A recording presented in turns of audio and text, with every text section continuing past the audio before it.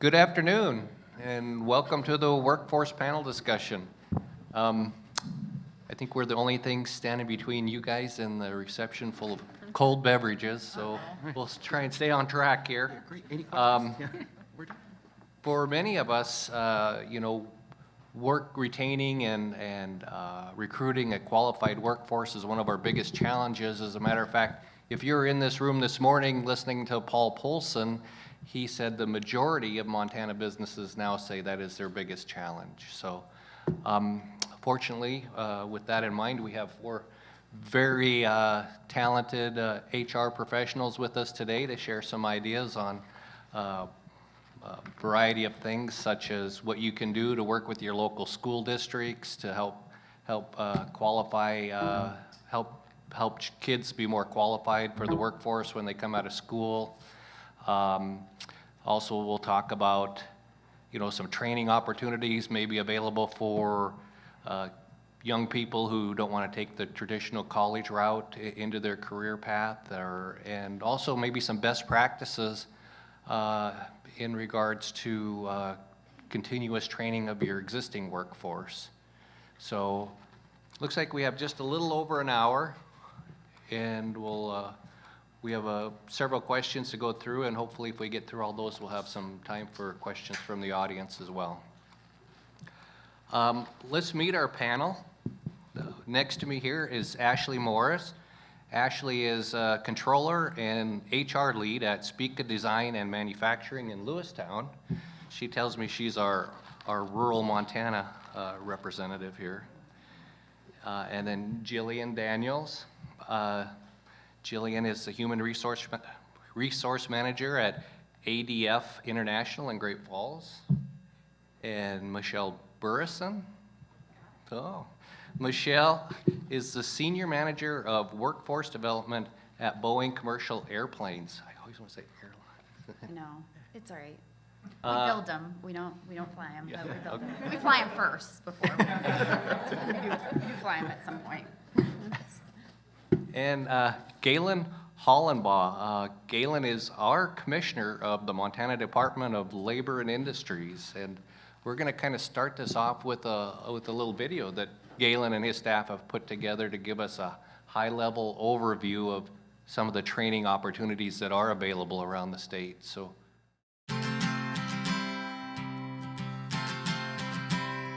Montana is a state of just over 1 million people, spread out over 147,000 square miles.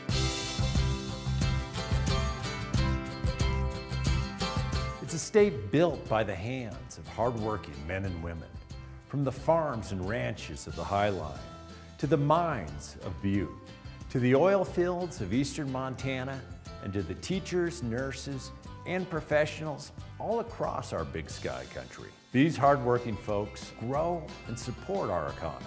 They help to ensure that we're living up to the promise of a stronger tomorrow for this and future generations of Montanans. With low unemployment, rising wages, and more Montanans on the job than ever before, now is a great time to be a worker in Montana. Montana needs skilled workers. For me, the best thing to do was be able to train someone on the job, have them in the shop working side by side with me. It worked out perfectly. It couldn't have been any better. I approached the Department of Labor and Industry because we had a training need. We're a small company and really we don't have a ton of capacity to train. They were incredibly supportive. They allowed staff members to be able to get the training, which has increased our capacity. We needed staff. We are a growing company. We were growing very quickly. Number one, we needed a way to recruit better. And number two, we have a great training program, but there's the educational component that we did not necessarily have the ability to teach. So that's why we partnered with higher education, and that's why it's been such a great partnership for us. We also worked with the department to encourage employers to provide opportunities for apprentices to be trained. The Montana Department of Labor and Industry is building the tools to help employers and employees succeed, and strengthening partnerships with private industry and education to maximize our efforts. Work-based learning is a phenomenal way to solve the problems of the workforce by developing hands-on experiences for our students. There are so many different ways to learn, and a lot of students learn obviously in a classroom, but having your hands on really is an amazing way to learn and put the classroom education to practice. The clinic hours just build on like what you learn in the lecture portion of the class. So maybe if something didn't click during the lecture, it's like, okay, because like I'm a hands-on learner. So the clinical really helps solidify that in my head. It's about workforce development, economic development, and community development. And that is the strength of all of the two-year institutions in this state. That's what we do, is we grow our communities. It's about building a career pipeline, and it requires a cultural shift in how we perceive options for students after high school. It's aligning industry with education to get the right training to the right door at the right time. This is a critical question, and why we've brought everyone to the table to take a fresh look at how we prepare our workforce. It must be driven by labor market data and specific training needs of employers. One of the things that we've done is to highlight the top 10 careers in demand in Montana, according to the Department of Labor statistics. Apprenticeships are a time-honored training model and a vital tool for creating a pipeline of highly trained workers. Almost 90% of apprenticeship graduates stay in state, and many earn a nationally recognized industry credential upon completion of the program. I'm able to earn while I learn. So I'm able to get a paycheck and also help understand the nursing material better. It's a great job for me, and it's also a fulfilling job. On-the-job training was definitely the catalyst for me and for the business to make that happen. Having this opportunity to work at the Chamber, doing all of these things that I really enjoyed, is exactly what I wanted to do, and it's made me realize that it was like a long-term career. I'm excited to be able to meet national standards and attain national certifications and really serve our community much better in fire and EMS. The program is tremendous. I think the opportunity for our firefighters to be able to get the education that they need for the paramedic program without having to travel all the way to Billings also allows them the opportunity to gain their degree for paramedicine. It's a huge benefit for our community. Montana does not have the luxury to wait for folks to enter the workforce. That's why we're launching innovative initiatives using distance learning and technology to help build career pipelines to keep Montana's economy growing. A lot of people don't have the opportunity to go to schooling. They need the support of their families, so if they stay in their community, they'll be successful. Now, given our location in Montana, we jumped on board with this because we saw it as a great way to have our local people be able to go ahead and advance their careers. At the time, there wasn't a nursing program here. We had to drive an hour at the least to pursue a nursing degree. No matter what you want to be or what you want to do in the Big Sky country, the Department of Labor has the tools to help you get there. Apprenticeship works. Hands-on education works. Aligning industry and education works. Partnering with higher education works. On-the-job training works. Incumbent worker training works. Training with technology works. Jobs for Montana Graduates Youth Program works. Montana works.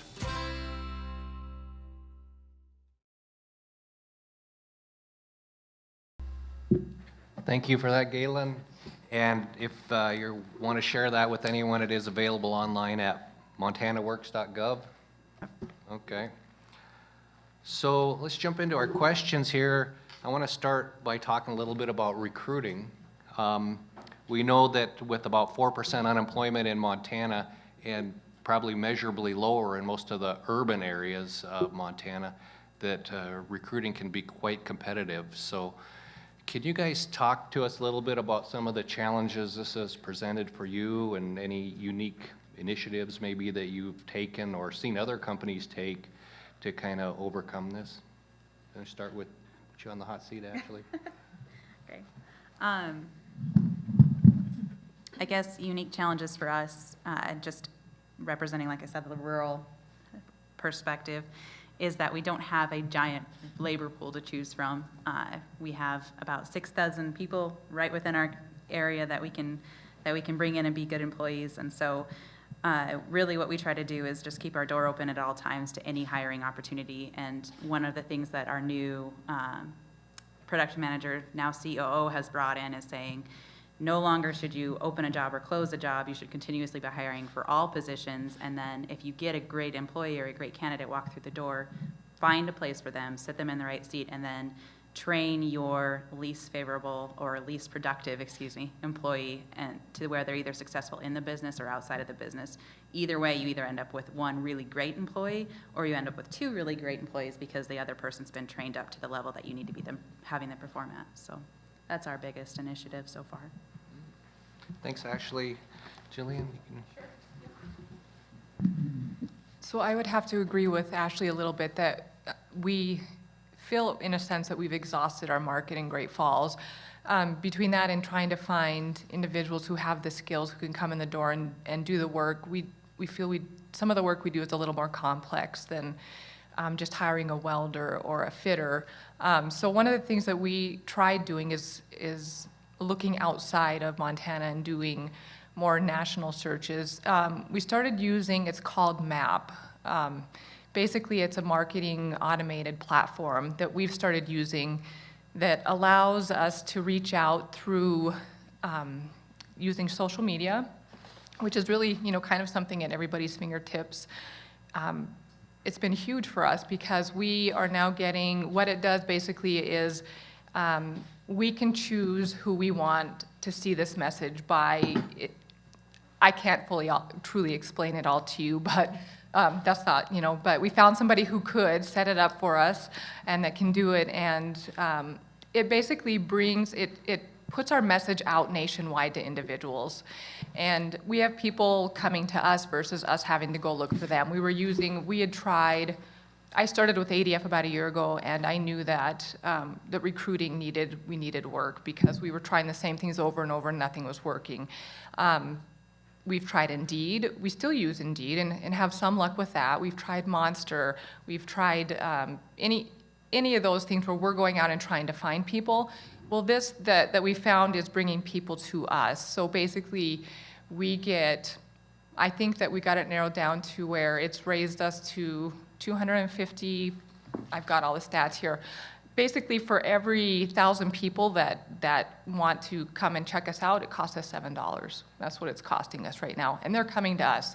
So that allows our recruiter to go out and pre-screen top applicants rather than spending her time going and looking for, those top applicants, which anybody who's been in recruiting knows takes a very long time.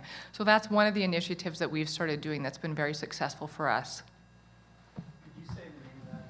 Yep, it's called MAP. It's Marketing Automated Platform, and there's many steps to it. And we went out and found an expert who could set that up for us. Internal or external? It's an external. I mean, you're expert. External, but what he's done is come in and taught our recruiter kind of how to run it. Because there's many pieces that are involved. So basically, one of the things that I'll be quick, I know, but one of the things that it does is it also takes away from it. So we have, there's steps to it. So the first step would be basically we knew that anybody who wants to apply, 85% of people are using their mobile devices. Well, our website wasn't mobile friendly. So one of the things that we went in and had to go and try to do a workaround until we could get there. And so he created a platform for us. We knew that part of the problem is our applicant tracking system could probably be better, but that's what we have. So people don't want to spend 20 minutes doing an application from their phone that doesn't work. So we created to where it takes them 5 minutes. They see our video. We had a video created, right, for ADF in particular. We put that out there on Facebook. We get to target the people that we want to target. Facebook can go in and create algorithms. I have no idea how they do it, but the more that we're out there, the more detailed they can get to the type of people that we want to come to us. So that's one of the things that we're working on, is basically creating a really big pipeline of qualified people that are coming to us. It takes them 5 minutes. All they have to do through a funnel, basically, it's a landing page. They click on it, they give us their name, they give us their email address. That's it. we contact them and say, hey, we got your information. What are you interested in? And that's where that starts there. But not only that, the time that it takes for our recruiter to go in and respond, because you want good customer service, right? You don't want a bad name out there. So we try to respond to every person who applies. This is an automated platform that we've set up with emails that are specific to ADF, that are more personable, that have an automatic response. They hit submit to their name, an automatic email goes back to them. Thanks for your interest in ADF. We try to make it as personable as we can. And from there, it just creates a chain. If they don't complete our application process, or at least give us, more information, there's another email that goes out so many days later that says, hey, this is still in your inbox. Do you want to complete this? So I guess the best way I can explain it is it's similar to if you are online shopping and you're out looking for a specific pair of jeans, a brand maybe, and you're on Facebook and for some reason you keep getting ads for jeans similar, that's what this kind of does. It knows to go in and market you by people who've shown interest. Thank you. Yeah, so I think from a national perspective, and I'll talk a little bit about Montana and Washington and national, but what Ashley and Jillian are talking about is not the exception. So the Manufacturing Institute believes or forecasts that in the next 5 years, 2 million jobs nationwide will go unfilled because of the skill gap. And so what our team has done is really focused on 2 areas. So one is awareness. So getting folks to understand what manufacturing is, maybe what it used to be and what it is today. And that can be as easy as using words like advanced manufacturing instead of manufacturing. The other thing is alignment. So partnerships are key. So partnerships with the government, partnerships with academia, pushing those pipelines back. So Jillian talked a little bit about pipelines and just having them be really strong. The way you do that is thinking strategically about not today what you need, but what do you need in 10 years, and how do you get the kid that's in 8th grade or 6th grade, which is really your target market, which is scary, right? But we are talking to 6th graders to have them understand, what does manufacturing mean? What does that allow them to do? And also talking to their parents, to the counselors, because in the education system, we find not everyone understands the value of manufacturing. And so with that, convincing them and letting them see the value proposition of this means your kids aren't living with you when they're 40. This means, they can afford their own house, their own car, and everything that comes along with that. And when you're talking to, 6th graders, of course, the message is a little different. It's more about how fun it is. But as they get closer to that 18 range, and you're starting to talk to them about, so next year, do you want to go into debt for a 4-year education, which we're not by any means saying 4-year education isn't a path. It is for a lot of students. But for some students, a manufacturing path leads them to just as successful a life, if not more. So that's kind of the messaging that we've been working on. Thank you. Actually, to follow up on what Michelle was saying, in terms of recruitment, what I hope that video demonstrated was the Department of Labor and Industry is a partner in helping you expand your reach. One of the things I hope you heard in the video was a lot of talk about partnerships. So that wasn't a video full of government officials telling you how cool they were. That was a video of a lot of business owners and workers telling you the programs and how they had engaged and used the tools and programs that we have to help train and educate. And then the second part about that, the message of that video truly is, we are trying and attempting through the Department of Labor and Industry to match industry needs with the training and education that we should be providing to you, so we can be a partner in helping you expand your reach and in your recruitment efforts. Great, thank you. We also know we're in a period where the shelf life on skills is much shorter than it used to be, and so technology is forcing changes in the workplace almost constantly, and so we want to talk a little bit, shift gears here and talk a little bit about some training best practices that you're aware of for keeping your workforce up to speed on the latest technology and what they need to know to be successful. I'm going to keep my answer very, very short in that our training program is very infantile right now, and all I can tell you is the importance of having a training program. And the earlier you can start that in your business, the most advantageous to you, because when you get to 50, 60 employees not having a certified training program, this is what we bring people through. It can be very difficult to overcome. Then it becomes a giant project to figure out and certify and retrain and redocument, things like that. So that's my one piece of advice on that, is do it as early as you can in the early stages of your business. I guess the other half that's as important as recruiting to us that we found is learning how to retain these employees once we get them. That's been as big to us as anything. So one of the things we've done is paired with our local college, and we have a course more specific to the skills that we're looking for.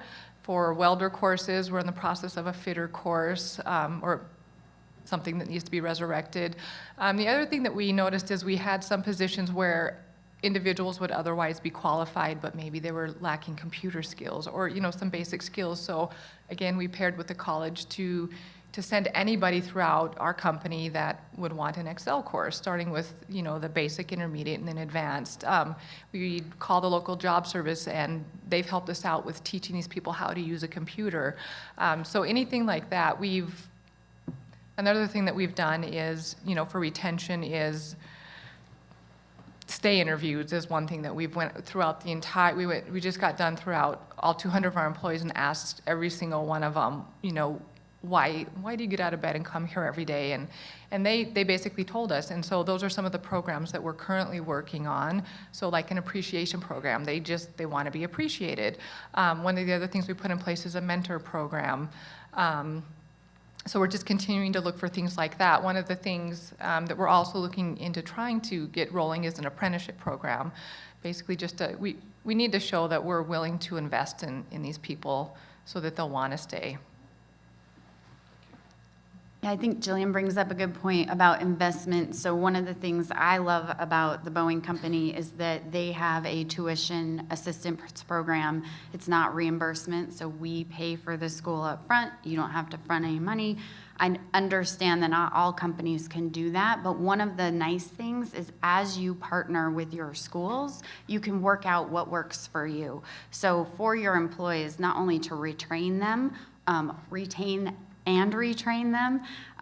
Both of those are really important to have those partnerships with the community technical colleges in your areas or the four-year schools in your areas, and then get creative with your comp strategies where you may not have, with unemployment the way it is, you definitely have to add more benefits into, the broader package, not just talking about salaries, but what do people want? And so if you can share with them and show them that there's a track to develop their skills as they go, I think that's one of the key parts we found.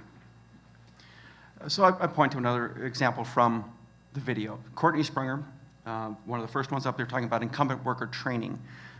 She is a very small communication shop out of Kalispell, was having a difficulty expanding because her workforce wasn't technical enough to draw bigger or broader communications contracts. She comes to the department, as you said, up to $2,000 per worker for training, incumbent worker training program. She was able to take 2 of her employees, skill them up from $30,000 a year jobs to $60,000 a year jobs. That, with those greater skills, she attracted a few more contracts. She was then able to backfill the 2 positions that she had upgraded. With that, she's expanded her business and now opened a shop here in Missoula because she's now, because of that incumbent worker training program, was able to skill her workers to be able to accept more contracts to grow her business. So let us know what you need. We're here. We can match some kind of training program to your need, and we'll help you with the skills gap. Great. Thank you. And I think that is a great point you're making, that the more you invest in people with training and stuff, they do appreciate it, and it helps with retention, and in the long run, it's a good investment. Maybe the third leg of this workforce issue is training opportunities for people who are out of high school, but maybe are not looking at going to a traditional college. Do you have any information you can share with us about the accelerated programs out there, such as like the Blackstone Launchpad, Montech, or the Montana Coding School, Or is your company using career readiness and training tools such as dual enrollment or apprenticeship? And if so, how? We are in the early stages of an apprenticeship for our drafting group.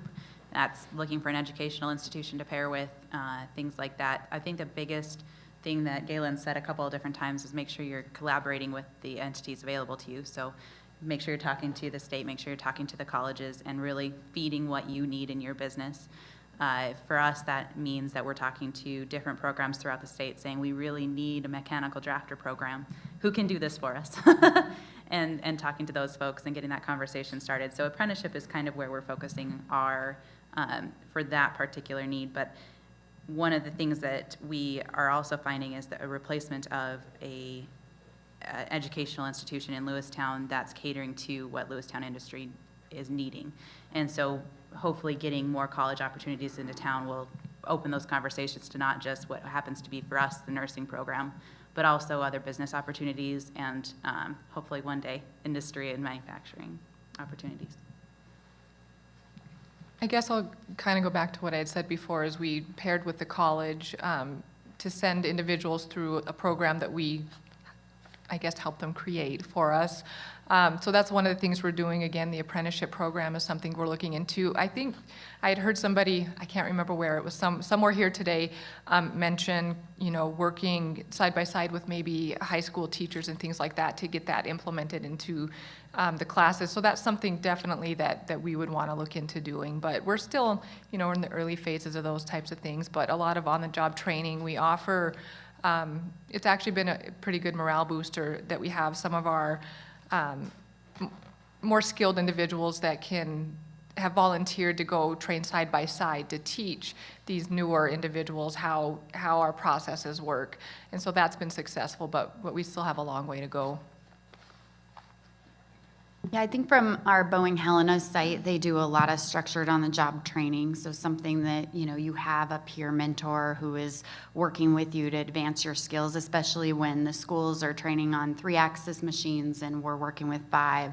There's some nuances there that they need to be able to get on the job. So I think there's room for that. I think, there's room for apprenticeships, there's room for internships, there's room for it all. It's about getting the students in, getting them excited, having them understand the scope and scale of your work, and then being able to leverage all of those as they make sense. In Washington, we use apprenticeships. We do it mostly where there's really advanced skills and potential safety concerns if you're not fully trained up to a certain level. So we look at that. We lean more towards pushing as much back into that middle schools, high schools, community technical colleges as we can.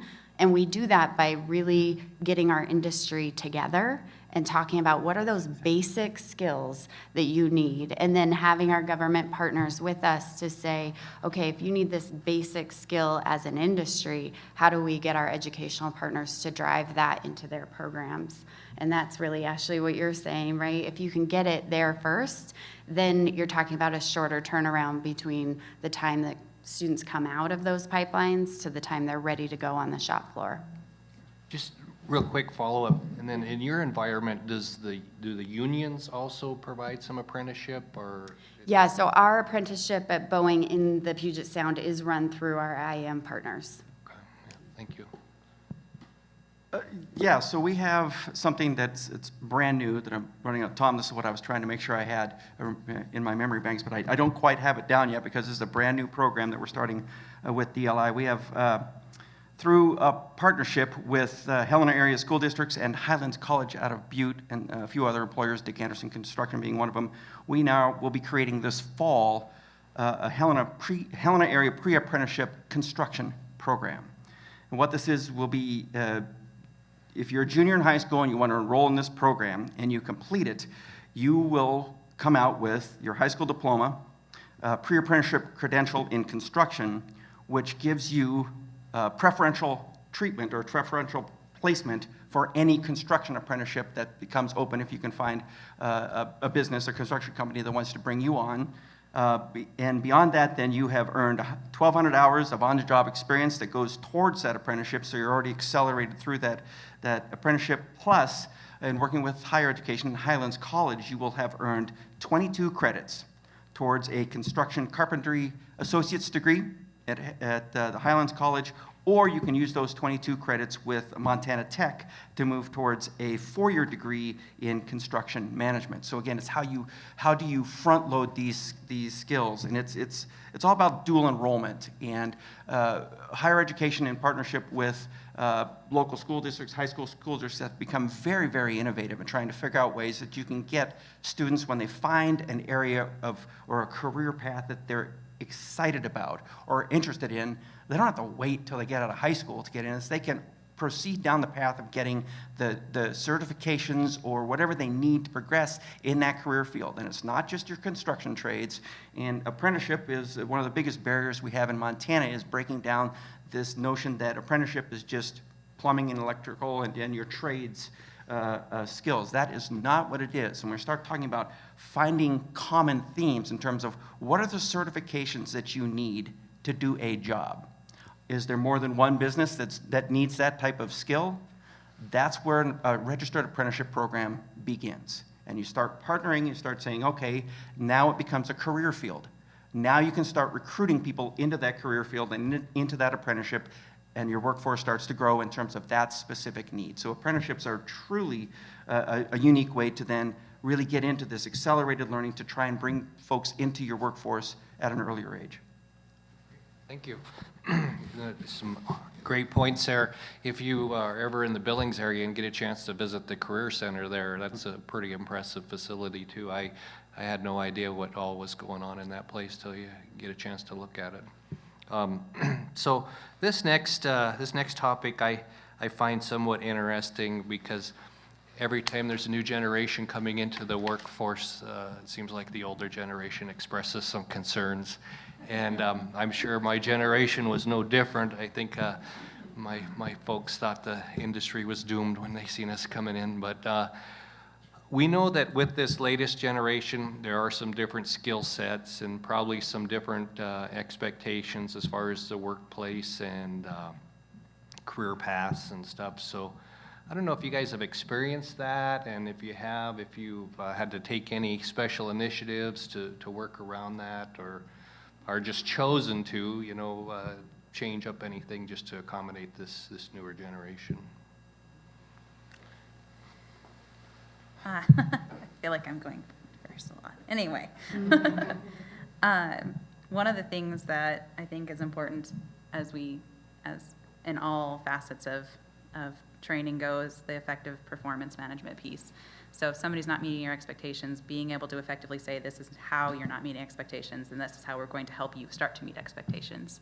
And so if the newer generation is somehow, let's say, the cell phones get a really bad rap, if somebody's texting when they're supposed to be working, et cetera, how do you have to effectively performance manage that?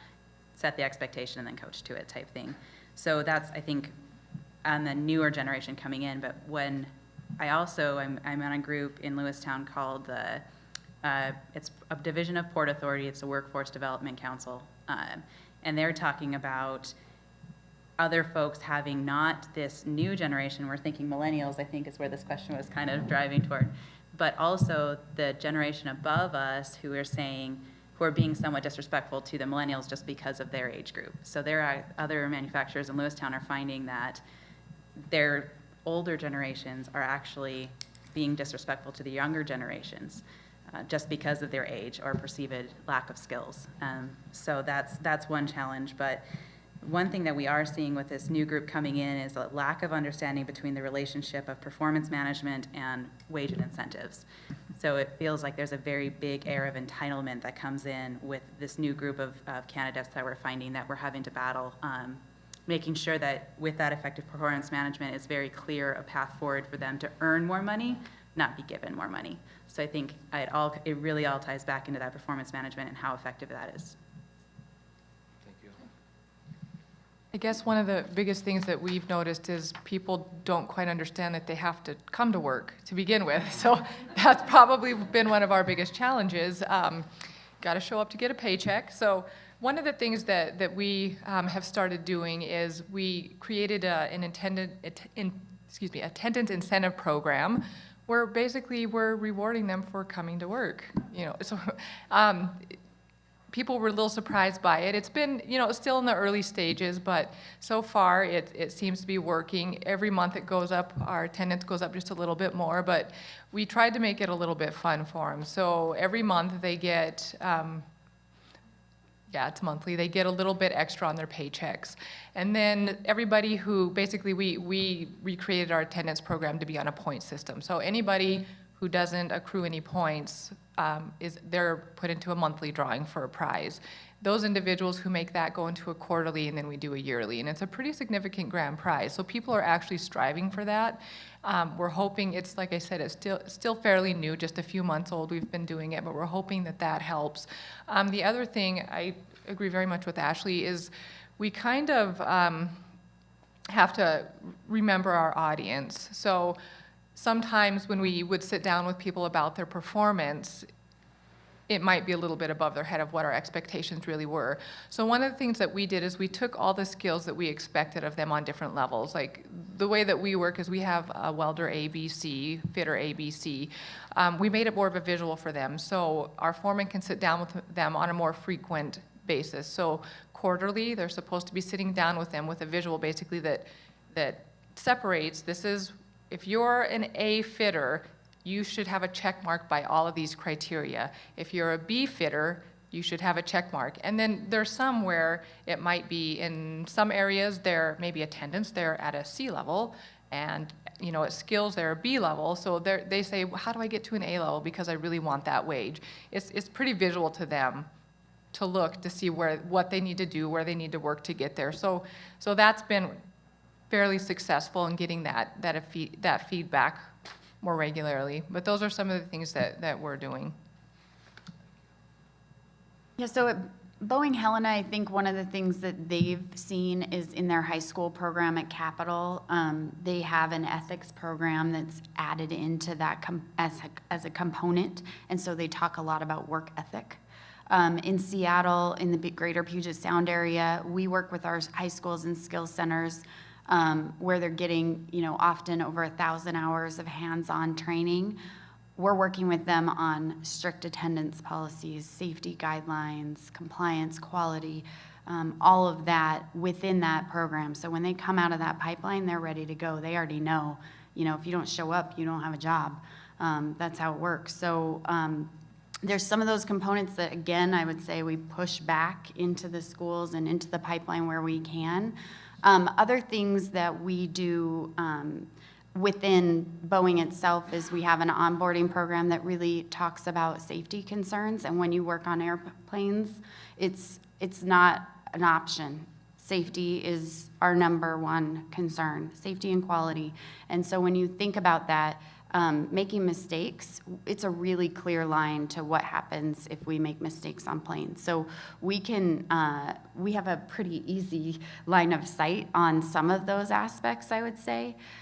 We also do a lot of diversity training both ways, because I think what Ashley mentioned at the beginning, we all think the generation we're in is the best generation, and everybody else has other thoughts about, how things work in life, and those aren't the same thoughts. So, I think one of the things we try to do is talk a lot about, how can we leverage the new generation as they come in to help us be more flexible and agile and think about those continuous improvement areas. So that's really been kind of our double focus.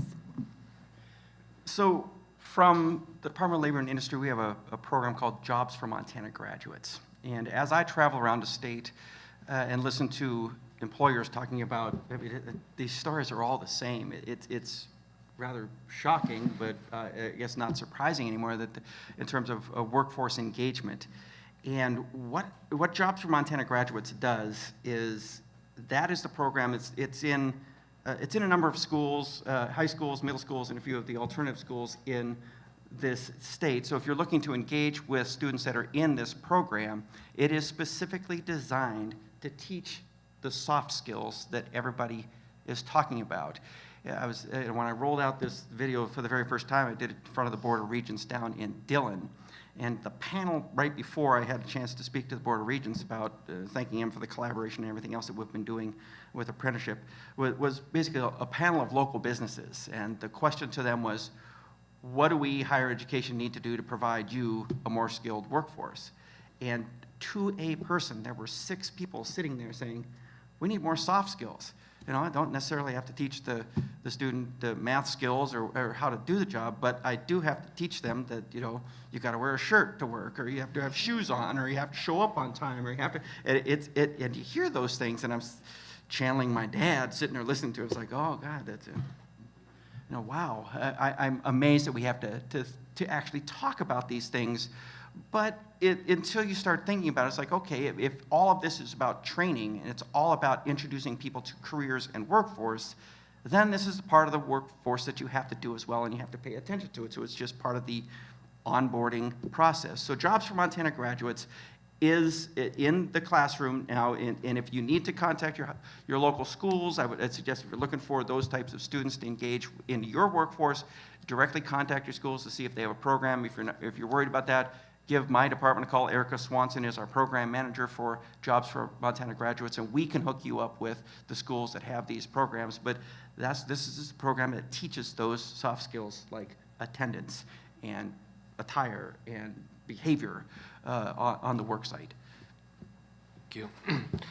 I loved Ashley's point about the cell phones, because I still vividly remember about 7 or 8 years ago looking over and there's a young engineer texting in one of my meetings, and it just didn't set right with me, you know, so I've softened a little bit, but boy, that one didn't go over good. This is a little bit of a follow-up to the previous question, or I guess a lot of the discussion we've had already, in that I'm wondering if you could add any course to, say, like the middle school or high school to help better prepare young people for the workforce. What would that be? Or in general, just any major workforce skills training gaps that you're aware of in Montana that you think we could improve on? I think we're all going to have one piece that's somewhat the same, is that soft skill piece and training that into people. The one thing that I think our goal is the awareness from the very beginning. We have a value of community, building our community. And we want to make sure that we're in front of these groups of kids as often as possible. And so making sure that we work with our education partners to give us that opportunity. Fergus High School has a 25-minute block every single day that they open up to this types of development of personal skills. And so there's talk next year that part of that is going to be bringing in industry representatives, ourselves. Manufacturing is huge in Lewistown, so Allied Steel and High Heat, HCR, those folks are all going to go in to represent manufacturing, but also talk about that soft skills component. So getting in front of their faces as often as possible, but we are fortunate that we will have that platform to do so, is that 25 minutes from that education partners is a big time that they could be teaching those other types of areas. So something that Lewistown does have going for it. Yeah, I would just very much agree that the soft skills, and the other thing that we see very often is there seems, I don't know if loyalty is the right word, but a lack of loyalty to a job, where you used to see applicants that were at jobs for years, and now it's very typical to see people at jobs for 3 months here, 3 months there, a lot of job jumping. So, you know, the soft skills piece, being loyal, you know, to your employer, so some things like that. And I just think they have a very unrealistic expectation of what to expect once they get to work, and I don't know where that's lacking. Do we go back and teach their parents? I don't know, you know. I don't know where that comes in, but we've noticed that a lot. Yeah, I think Ashley and Jillian bring up great points. I think I have a list, Employability 101, which now sounds like it might be Jobs for Montana. I'm not sure. But, you know, teamwork, continuous improvement, safety, quality, work ethic, that's a big one, attendance, talked about a lot, accountability.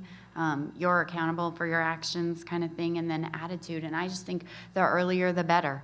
The earlier you can get them in there.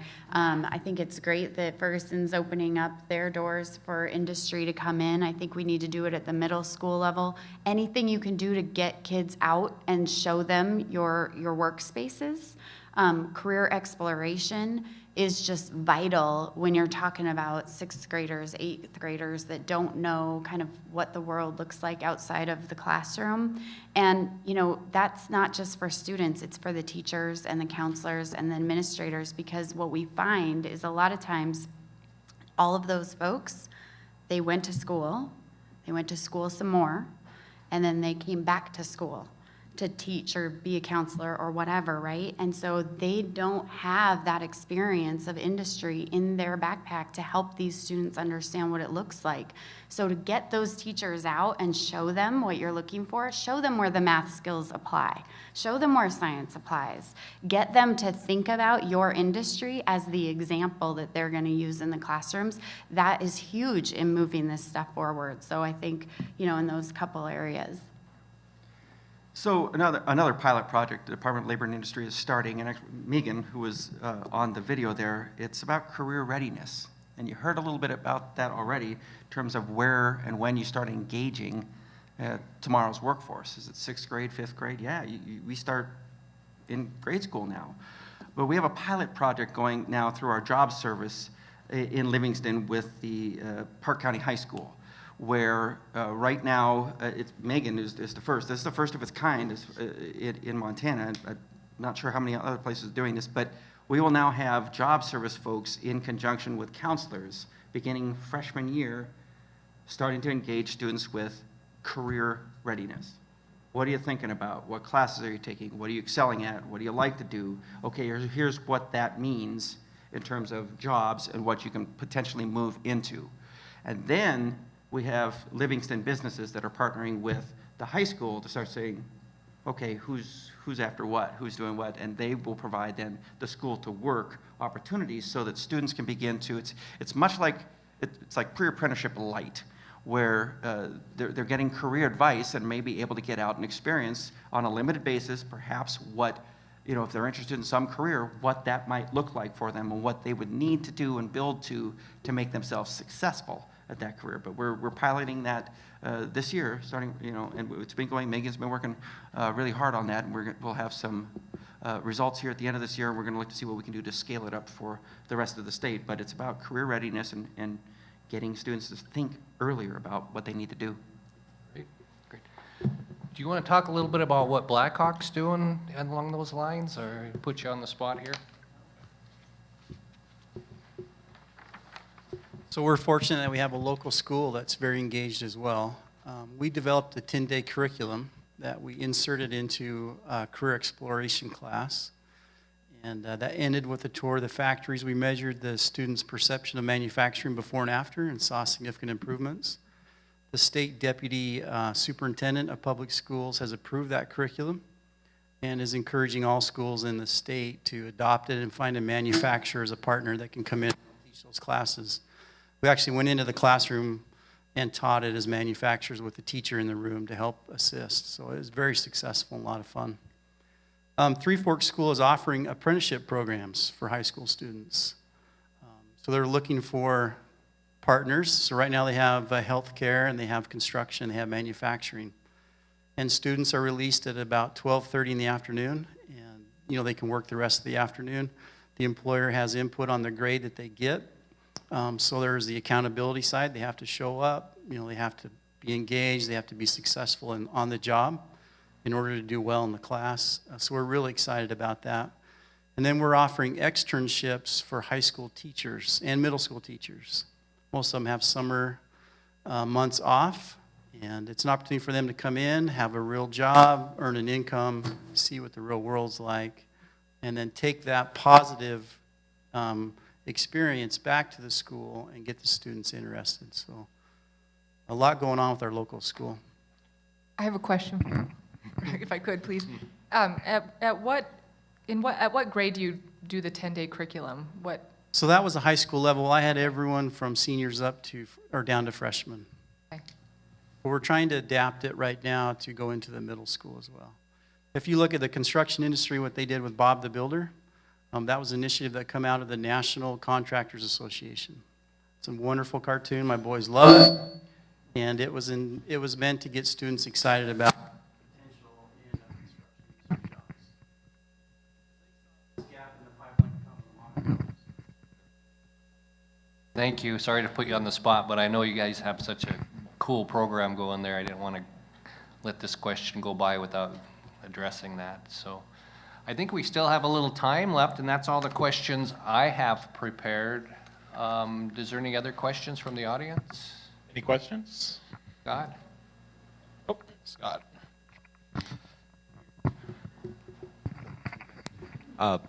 First of all, I think it's the education piece is phenomenal. I really glad to hear that. Mine's more on an economic side of it, as I see it from my industry, a continued widening of the wage housing gap, especially in the Gallatin region.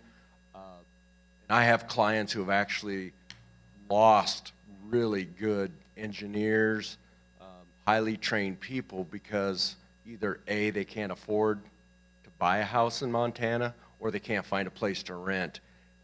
I guess I'm just curious with the panel and the Department of Labor, what type of discussions, or how do you keep your talented workforce as we continue to see, the cost of living in this state, skyrocket, for lack of a better term?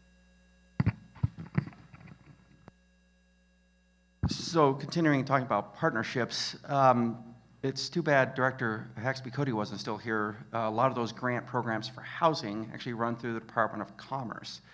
But Department of Labor and Industry works quite closely with that granting agency to help use data, as you heard from the video as well, use our economic data to help us spot these trends before they start happening. Now, regrettably, Gallatin County situations going on there is something that the explosion of the growth that's happened there is well beyond, sort of, we should have seen that coming a long time ago and been in front of that, but it's here now, and we're struggling to deal with that. But that is one of the things that we're trying to do. It's matching the need and trying to use the economic data to forecast where problems might be arising and trying to get in front of that. But I would say, in terms of affordable housing, what we need to start doing is working through the Department of Commerce, using the housing grants that they have, start saying, what can we do? Because the other problem is you got to build them if you have a housing shortage. So that starts to be an issue. But if we're talking about if there are places it's just the rent's too high, you can engage with the Department of Commerce to see what sort of granting or what sort of loans or what sort of bonding can I do to say, help me get my workforce in so they have a place to live. I know West Yellowstone deals with that right now because the federal contractors out of the park, they hire all of these foreign workers to come in, and then you just dump them on West Yellowstone, and of course they can't handle the load. So we were just talking, we were down in Twin Bridges just yesterday talking with the local government folks about saying, how do we handle that? What sorts of programs do we have to make sure that either A, when the contractor dumps those people on, perhaps we need to make sure that they're on the hook for putting their folks into some form of housing. But it's also, what can we do, tourism, especially West Yellowstone, what can we do to make sure that we're providing some sort of buffer to make sure that the employees have a good place to live. Thanks. Anybody else? I know, being from Seattle, Everett area, you deal with high housing costs out there, but I don't know if that I don't is think relatable. we have the answer, though, Oh. right? I mean, I wish I had an easy answer for that one, but I'll go with Galen. Galen's answer. Okay. All right, some more questions? Actually, I don't have a question. I do want to mention something, though. I'm Liz Markey, and I'm working with the foundation on the 2026 initiative under entrepreneurship, innovation, and technology. And I've just raised $200,000 from two private individuals who are going to fund a beta program next year in Montana called Youth Entrepreneurs. It'll be in the 10th grade. We've got all 8 divisions. Erica Swanson's been a great partner, but we've collaborated with everyone in high school who is touching business education. This is a program that's never been deployed in a rural state, only in dense urban school districts. And it's a very I guess the right word is gamified learning experience about markets, how markets work. Basically, you learn if it is to be, it's up to me. You learn just because I win, you don't have to lose in the economy. But the magic of it is the teacher training. So we have 6 teachers. Billings is going to be one of them, the Career Center. Lewistown's extension person from Lewistown. We're going to learn a lot this year, but the goal is a 10-year program. So every 10th and 11th grader, and you know, there are 2 things that are going to happen. Only about 10% of these kids are really going to want to be entrepreneurs, but the other 90% are going to be so excited they get paid every 2 weeks. They're going to be a lot better employees. So I just wanted to mention that because we eventually will be coming to every community in Montana and using this initiative also to tie more closely our entrepreneurial community in every community with business. So thank you for all you do. All right. Tom? It seems, excuse me, wow. I can't believe you gave Tom the money. Yeah, I can't either. It seems like there's been a real correlation, and it's not surprising, between the decrease in the technical trades, industrial arts classes in our high schools and junior highs over the past 30, 40 years, and the complete reduction in our workforce that's coming out with any kind of basic skills or understanding of the blue-collar skills. Is that something that can turn around?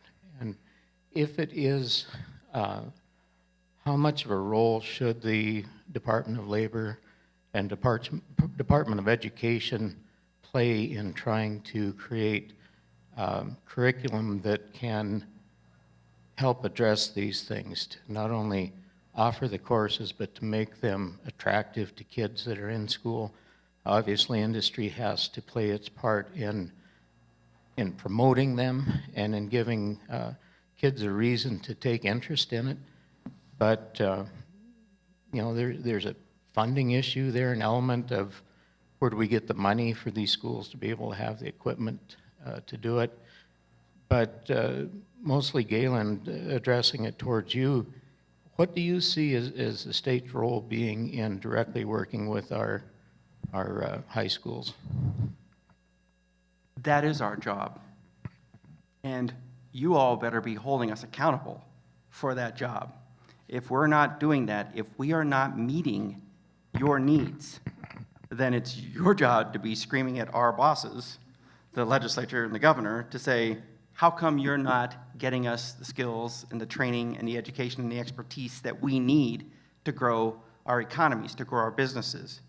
So absolutely, it's, you know, government moves slowly for a reason, because it needs some transparency and it needs oversight. But it is also the role, it's the partnership role. It is, you can engage with us and you should be engaging with us at whatever level you desire. And it's our job to make sure that we're fitting what we provide to your needs. And you know, when I was in the legislature here, Commissioner Christian, who is a fantastic commissioner in terms of what he's been doing with higher education in the state, is also saying, hold me accountable. Hold me accountable for graduation rates. Hold me accountable for the skills that we're teaching. Hold me accountable to make sure that this education system in Montana is producing the right workers for the economy. So you have a pretty engaged governor right now, you have a pretty engaged legislature and a pretty engaged higher education leadership. But then that's where we start to then sit down. I just met with President Bodner yesterday afternoon, talking about what sorts of courses and how are you going to shape the two-year college here now, Missoula College. I spent 8 years getting the funding for that building. I'm now going to spend some time making sure they have the programs and the students to fill it. But that's what we should be doing, and we should be standing at your doorstep every day saying, is this right? Are we providing the right tools for you? And if it's not, we need to adjust. We all have finite resources, state government as well. We don't have the bottomless pit of money to just spend on everything. We need to be spending it on the things that are effective. And I know that the Department of Labor must be moving in the right direction on some of these programs because of the use that we're getting out of them. Whether it's the Jobs for Montana Graduates program, which is immensely popular in high schools and students. And Erica is just, if you haven't worked with Erica, you really need to engage with her to get to understand how the high school students that are out there that are your future workforce are coming along. Apprenticeship programs, the growth that we're seeing in apprenticeships, in working with businesses that are absolutely trying to get out to say, wow, we need to be able to train our workers quickly. We need them today. We're not going to wait 4 years for them to get a degree. We need them today. So bring them in. Let's make sure we're educating them while they're learning our skills. That program has taken off. Something Michelle had said, safety. If I may take a side step here and talk about safety for a moment. The economic data in Montana is pretty stark in terms of jobs. We've got about 100,000 people we know will be leaving the workforce over the next 10 years, and we really anticipate only about 90,000 coming in. So we got that little nut we have to solve. But the other side of it is Montana's pretty dubious distinction of having, well, I think we're 4th highest now. We're moving in a better direction, but we're still 4th highest in terms of rate of injury and death on the workplace. So we shouldn't be short-sheeting our own bed by, hurting workers. I mean, these are people that are actually coming and showing up to work, and if you injure them, they're not going to be productive. And it's bad for your business, and it's bad for the worker because, they don't want to be sitting home injured or potentially not being able to work again. And it's bad for your bottom line, for your insurance and everything else because of the claims that come against that. So safety is also a component of what the Department of Labor and Industry does. And we offer free safety consultations. So, a lot of the smaller businesses in the state clearly don't have the time nor the resources to put into safety programs. We can come do that for you. And that's the other, so please contact us about that. We aren't OSHA. We're not going to show up and shut you down if we find violations. We will come do the consultation with you to say, here are the things that you can do to make your workplace safer. You implement these things, perhaps you get a reduction in your insurance, perhaps you get a rate change for the state fund. So we will come help you look at your protocols. So we will try and keep your workforce safe and healthy when we're there too. So we have that program that will run through DLI as well, so please contact us on that. But in terms of, Tom, your question in terms of what's government's role, that is our role, and hold us accountable and make sure that we're doing that job to provide that education and that training. I might just add a few things from the Washington State perspective. So I don't know enough about the Montana academic system and success measures to talk about it, but I will from a Washington State perspective. We found that the success measures that were being used to say if our high schools were being successful were all based on college entrance.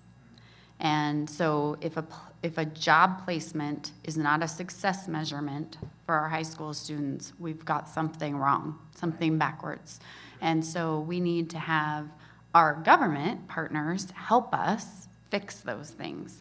And really, I would say as an industry, membership or even, a coalition, you need to not admire the problem and talk about what's going on and talk about what's going on and talk about what's going on, but drive the solution. And so in a lot of cases, we've developed curriculum with our industry partners that we've asked, now go put this in the high schools. And we've gotten great partnerships from the government in Puget Sound and academia and other industries just to make sure that we could do that. But I think it's important that we try to understand as much as possible the academic realm so that we can help and that we know where the real barriers are versus just folks that want to talk about the problems. Yeah, and just even more to follow up on that, I was really fortunate a couple of weeks ago to sit at a table, National Governors Association table of national industries, big telecoms and that sort of thing, and Boeing, and just to echo that, that's what they're all saying too. It's time to take action. It's time. Every industry is coming up with these creative solutions. They're finding ways to say, okay, this is our training program, so working. So how are you, government, going to integrate this into what you're doing? And it's being met with great success because it's actually, tell us what to do. We'll do it. So. Yeah, exactly. I think that's why the Blackhawk model is so cool. But, absolutely. And thank you for bringing up safety. Obviously, that is a big issue in workforce development. Any other questions? Hi, I'm Heather from Great Falls College, MSU. I'm the director of lifelong learning, and so my side is non-credit, which is something else to think about too. We talk a lot about credit, credit, credit, but especially we're working on some apprenticeships. We work with ADF, we've worked with SPICA. It doesn't always have to be credit, especially if you want to get people in the workforce right away, because through what I do with customized training, apprenticeships, that kind of thing, we can make it 20 hours, whatever you need when you need it, and I think that's something to really think about. And then talking about partnerships, it's awesome to hear this because I sit on the business advocacy committee for our chamber, and one day all the businesses were sitting there going, oh, what can we do, what can we do? And finally, Tom Moore, who's one of our superintendents for the public high school, said, you tell me what you want, and we'll figure out how to do it. And industry all kind of went, what? And so now we have this partnership with the chamber, the school district, United Way, I can't even remember everybody at the table, and we're doing internships with high school students. I have one. Let me tell you, I don't have kids and 16-year-olds. I don't totally understand. However, it goes to that soft skill thing too. She might not go into higher ed. She wants to be a vet, actually. However, it's teaching her to show up on time, what to wear when we go to events, how to act, how to, it's just all that stuff that you can't teach in a classroom no matter what you do. And so if you can partner in any way, so when like the chamber in your area comes and says, hey, will you allow a job shadow or an intern or whatever, say yes. And when they ask, do you want to sit on my advisory board? Say yes, because that's how you're going to get us in education to help you. Because we can sit and talk all the time, but until we know truly what those needs are, we can't help you. And I think that's been, so in Great Falls, we just had a couple of these internships and we're growing them. And there can be in anything. One was at the airport, one was at D.A. Davidson with me, Hoven Equipment, so it can be in any industry, basically, but it gives these high school kids a way to see what work is really like and pay them. Because nowadays, kids can't afford to do stuff for free anymore. They're breadwinners in their families. I know my intern, her paycheck is huge to her because of her life situation. So it's not free anymore. You have to invest in our younger generation or we're never going to fix these issues. Thank you. Thank you for that. I think that is a good point, though. For quite a while, us in business have known there's something missing, but we really need to put our heads together, like Blackhawk, and determine what that is, so that we can instruct you on how to solve it. Yeah, so I have a question for the panel. Alistair Stewart with the Montana Manufacturing Extension Center. And we all know the cost of turnover, right? It's super expensive. So I've a two-part question. What best practices or lessons learned do the panelists have in increasing retention? And, we're all familiar with the saying, workers don't leave their companies, they leave their bosses. And I would be interested to hear best practices and lessons learned from the panel on how we take people that we've got on the team and develop their potential to be excellent supervisors and excellent managers so that the people that report to them don't leave. I'll start. So at Boeing, we have a lot of managers. We have a lot of them. And so for our production workforce, just for BCA in Washington State, there's about 30,000 employees. There's a couple of things I would say we've found on retention. One is employees need to feel valued. They need to see their career path. So they need to understand that they can develop, they can upskill, and they can move around in your company. The thing for managers, I would say, so we've recently started an initiative where we're going and training our first line leaders that are coming into a production workforce so that they get the training on, like we talked about with our employees, the essential or the soft skills, right, that go along with managing. And sometimes we assume that because a person, an employee, is an excellent technical worker, that they're going to make a great manager. And those skill sets are very different. And so just recognizing that and knowing that, you know, if it's with mentorship, if it's with training, whatever tools you use to upskill those managers, and if you can do it prior to them taking their management position, it's really helpful. If you can't, along the way, works too. But those are some of the things we found to be really helpful in those areas. I guess I would have to agree with that. And one of the, I guess, a good life lesson probably along the way I've learned is follow through, how huge that is. If you say you're going to do something, follow through and do it. I guess, you know, and a good example I can use of that are, you know, the stay interviews that we did. People who are going to sit down with you and take the time to give you information, if they don't see that something has been changed because of their input, they're not going to do it again. So one of the things that we did there is we actually took the information and put it on a graph and hung it up all over and said, thank you for your information. Because of you, we're creating an apprenticeship program. So basically, just going back to what Michelle said, is that making them feel valued, making them feel heard. Managers, like trying to think where to go with that one. Teaching them how to value their employees.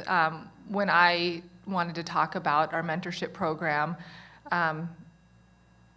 it's kind of funny, but they call it the cupcake approach, kind of. So basically holding hands and being too soft with people. So it's changing that mentality of your managers to teach them those things. So training has been huge. We've put all of our foremen and leaders through leadership training, and then we worked with associated employers out of Billings to create a one-day boot camp for a refresher for them. So it's that continuous training, teaching them that they almost sometimes have to be taught how to value their employees. I can't add anything. Yeah. Consequence. Thank you. I think that's a great answer. And I think you hit the nail on the head is you have to create a culture that values your employees and that you're continually challenging them. You can't, like you said, use the cupcake approach to some extent.